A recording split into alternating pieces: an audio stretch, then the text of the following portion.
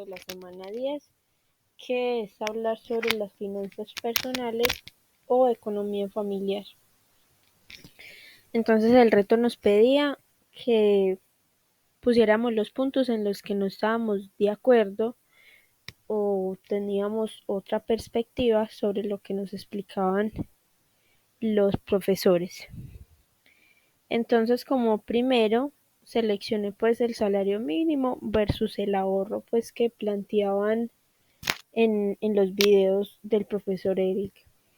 Entonces, en el salario mínimo obviamente vamos a hablar de una persona que pues por lógica vive en un estrato 1, porque pues una persona de salario mínimo pues no va a vivir en el poblado porque es algo ilógico.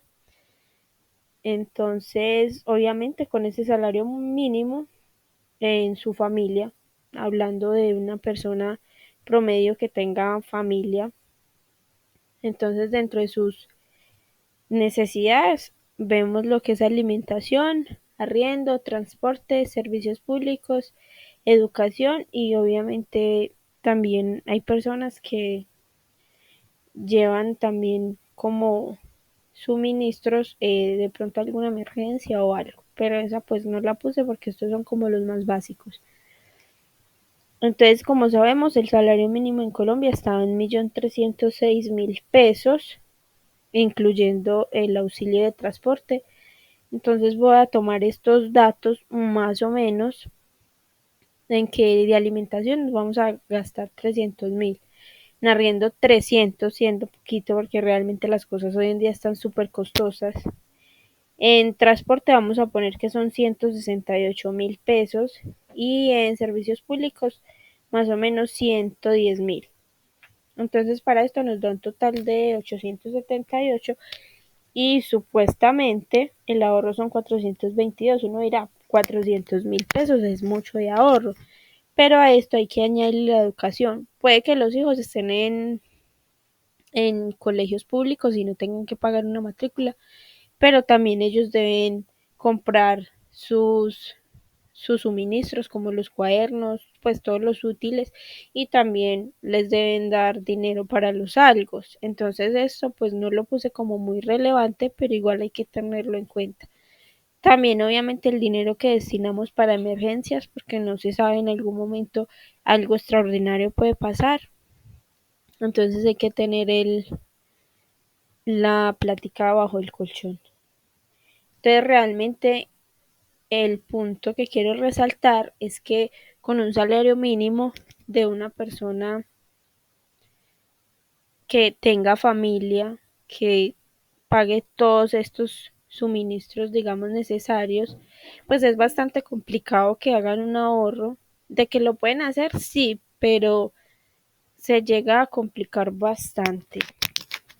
Entonces, como segundo, tengo el punto en el que el profesor mencionó que nosotros venimos de unas generaciones en que los han defraudado los políticos, ya sea a nuestros abuelos o a nuestros padres, y obviamente todas esas enseñanzas recaen en nosotros, los hijos. En este punto no estoy muy de acuerdo porque la semana antepasada, perdón, estábamos en una clase de habilidades comunicativas.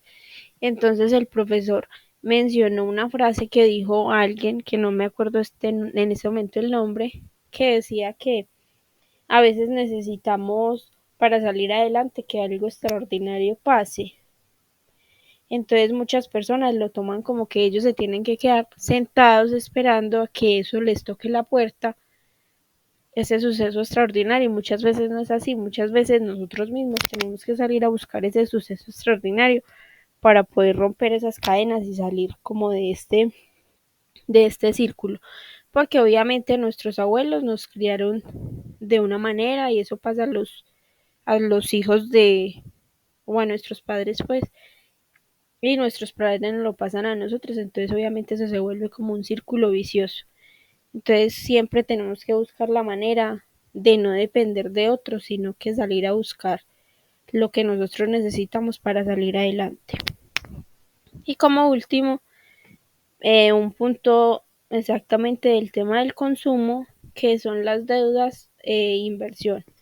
Entonces el profesor mencionaba pues que no nos deberíamos endeudar, pero muchas veces o muchas personas pensamos que si uno no se endeuda, pues no consigue las cosas, porque muchas veces, digamos, uno tiene, digamos, para construir, o no tiene para construir, pero tiene el terreno. Entonces, ¿de dónde vamos a sacar el dinero para construir? Y ahorrar 10 años, pues es complicado. Entonces, en 10 años levanto los muros y eso. Entonces uno muchas veces se endeuda para poder, digamos, construir una vivienda sobre un terreno X que ya tengamos. Y también porque pues muchas veces digamos vamos a pagar arriendo y no tenemos que llevar a la casa. Entonces también para comprar esas cosas uno no tiene el dinero pues para comprar una lavadora, una nevera y todos esos suministros pues que necesitamos para el hogar así de la nada. Entonces muchas veces debemos endeudarnos e irlos pagando de a poco para poder obtener nuestras cosas. Y en la parte también de las deudas, él mencionaba el tema de no adquirir como vehículos o cosas así que no nos fueran a generar cierto dinero de más.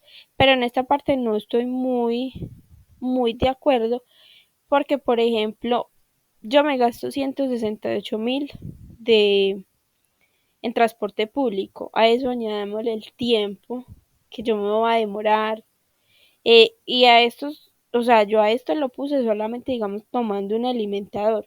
Hay muchas personas que tienen que tomar incluso hasta más buses para llegar a su lugar de trabajo o viceversa, de su trabajo a su casa. Entonces, por ejemplo, uno se puede endeudar en una motico, por ejemplo, y con lo que paga la cuota o con lo que paga los pasajes, pues va pagando la cuota de la moto y en algún momento esa motico le va a quedar y usted ya no va a gastar tanto dinero en transporte público. Entonces realmente eso también podría ser un ahorro durante todo un año, obviamente pues ya hablando de mantenimiento y eso, pero anualmente pues si multiplicamos 168 por 12, pues ahí vamos a tener digamos la diferencia o el ahorro que queremos generar. Pues por último, obviamente sí considero el tema del ahorro o de tener nuestras finanzas personales muy organizadas, porque a la final, pues, como decía el profesor, lo más importante es uno estar estable y salir adelante. Entonces, obviamente sí estoy de acuerdo, pero estos punticos son como los que quería añadir, como que no me convencían del todo. Entonces, eso sería todo. Espero estén muy bien. Hasta luego.